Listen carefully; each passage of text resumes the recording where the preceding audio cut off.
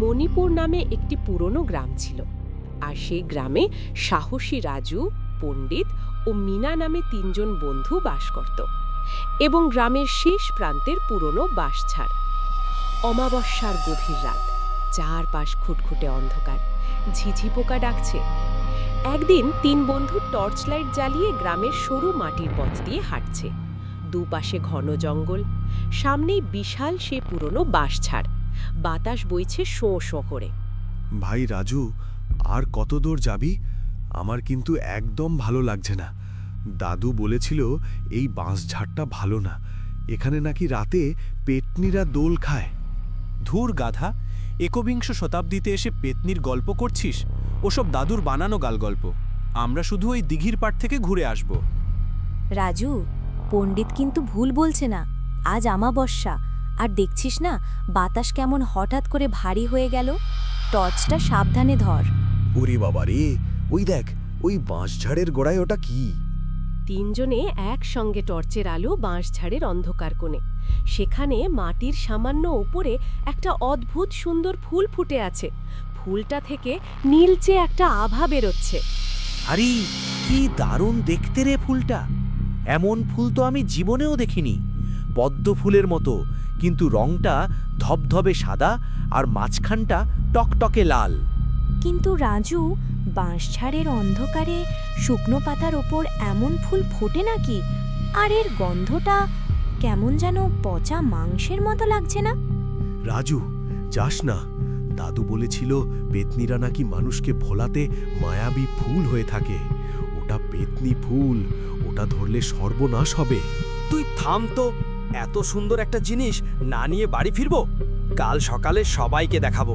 তোরা দাঁড়া, আমি তুলে আনছি। রাজু ধীর পায়ে বাঁশঝাড়ের দিকে এগিয়ে যায়। বাতাস হঠাৎ বন্ধ হয়ে যায়। এক অদ্ভুত নিস্তব্ধতা নেমে আসে। রাজু, ফিরে আয়। আমার কিন্তু খুব খারাপ মনে হচ্ছে ব্যাপারটা। আরে ভয়ের কিছু নেই, দেখ না কি সুন্দর জ্বলছে। রাজু যেই হাত বাড়ালো ফুলটা ছিঁড়তে, অমনি ফুলটা যেন মাটির নিচে একটু দেবে গেল। রাজু অবাক হয়ে আরও ঝুঁকল। আরে ফুলটা নড়ছে কেন? মনে হচ্ছে জ্যান্ত।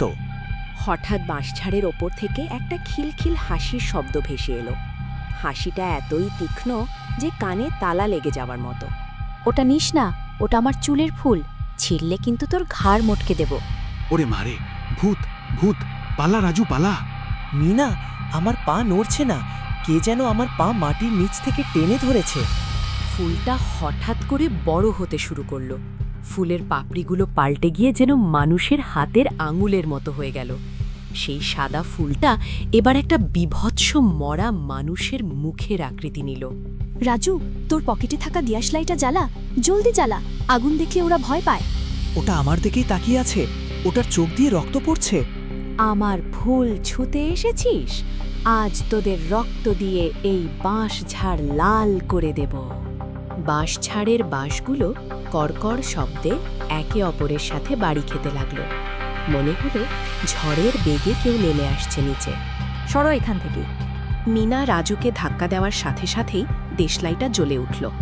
আগুনের শিখাটা দপ করে জ্বলে উঠতেই সেই অদ্ভুত ফুলটা এবং বিভৎস মুখটা ধোঁয়া হয়ে মিলিয়ে গেল। কিন্তু বাতাসে একটা পোড়া গন্ধ রয়ে গেল। আর এক মুহূর্ত না, দৌড়া ভাই দোয়া। আর এক মুহূর্ত না, দৌড়া ভাই দোয়া। তিন বন্ধু প্রাণপণে গ্রামের দিকে দৌড়াতে শুরু করল। তাদের পেছনে বাঁশঝাড় থেকে তখনও ভেসে আসছিল সেই হাড় হিম করা খিলখিল হাসি আর নুপুরের শব্দ। আর কোনো দিন আসবো না এদিকে। দাদুই ঠিক বলেছিল, ওটা ভুল ছিল না, ওটা মৃত্যুকূপ। তারা গ্রামের আলোকিত রাস্তায় এসে ধপাস করে পড়ে যায়। দূরে বাঁশঝাড়টা অন্ধকারে স্থির হয়ে দাঁড়িয়ে থাকে, যেন পরবর্তী শিকারের অপেক্ষায়।